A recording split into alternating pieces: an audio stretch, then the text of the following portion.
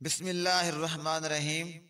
شروع کرتا ہوں اللہ کے نام سے جو بڑا مہربان نہایت رحم والا ہے۔ رمضان المبارک کی بشارت اور شب قدر کی فضیلت حضرت سیدنا ابو ہریرہ رضی اللہ تعالی عنہ سے مروی ہے کہ شہنشاہ مدینہ قرار قلب و سینہ صاحب معطر و پسینہ باعث نزول سکینہ فائز گنجینہ صلی اللہ تعالی علیہ وسلم نے صحابہ اکرام علیہم رضوان کو بشارت دیتے ہوئے ارشاد فرمایا، تمہارے پاس برکت والا مہینہ آ چکا ہے۔ اللہ تبارک و تعالی نے تم پر اس کے روزے فرض فرمائے اور تمہارے لیے اس مہینے کا قیام یعنی نماز تراویح سنت ہے۔ جب ماہ رمضان آتا ہے تو جنت کے دروازے کھول دیے جاتے ہیں، جہنم کے دروازے بند کر دیے جاتے ہیں، شیطان کو جکڑ دیے جاتے ہیں، اور اس میں ایک رات ایسی ہے جو 1000 مہینوں سے افضل ہے۔ مومنین کے لیے جنت کے دروازوں کے ذریعے شہوات کو ترک کرنے اور طاعت پر صبر کرنے کا انعام ہے۔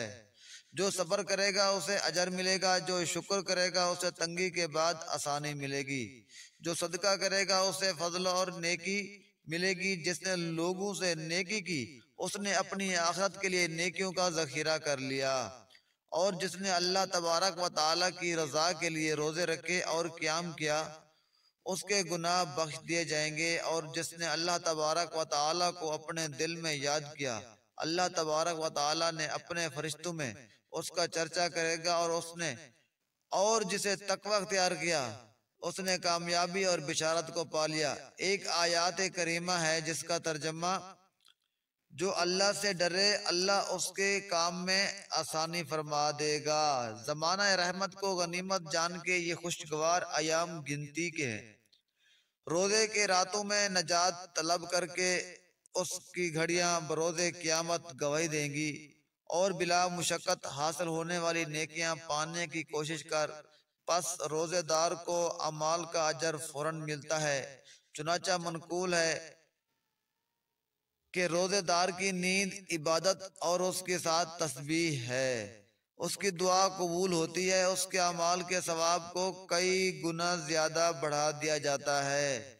اس پر اتنا کرم کیوں نہ ہو جبکہ اس نے اپنے نفس کو شہوات سے روکا اور لذت کو ترک کیا، اور اپنا مولا اللہ عز و جل کے حصے کو اپنی لذت و شہاد کے حصے پر ترجیح دی، اس کے کام کی اطاعت اور رکوع سے لذت حاصل کی۔ جیسا کہ منقول ہے بندہ جب سجدے میں سو جاتا ہے اللہ تبارک و تعالی اس کے حال پر ملائکہ کے سامنے فخر کرتا ہے، اے فرشتوں میرے اس بندے کو دیکھو، اس کی روح میرے پاس ہے، اس کا جسم میرے سامنے ہے، گواہ ہو جاؤ کہ میں نے اسے بخش دیا۔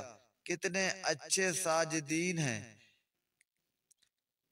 کتنے اچھے ہیں ساجدین کے سجدے، کتنی ہی عزت والی ہیں روزے دار کی سانسیں، اور کتنا ہی فائدہ مند ہیں قیام کرنے والوں کی مناجات، کتنا ہی نفع بخش ہے عبادت کرنے والوں کا سرمایہ، کتنی اچھی محبت کرنے والوں کی ندامت، اور کتنی ہی نفع بخش ہیں روزے داروں کی بھوک۔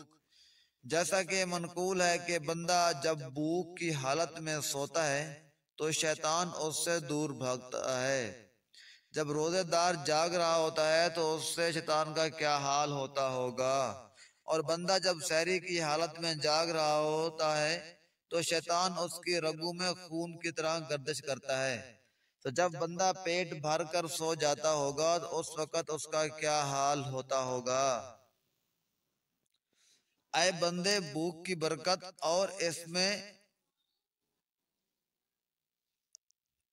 کا فائدہ دیکھ شیطان اس سے کیسے بھاگتا ہے۔ ایک نیک شخص مسجد کی طرف جا رہا تھا، اس نے مسجد میں 2 آدمی دیکھے،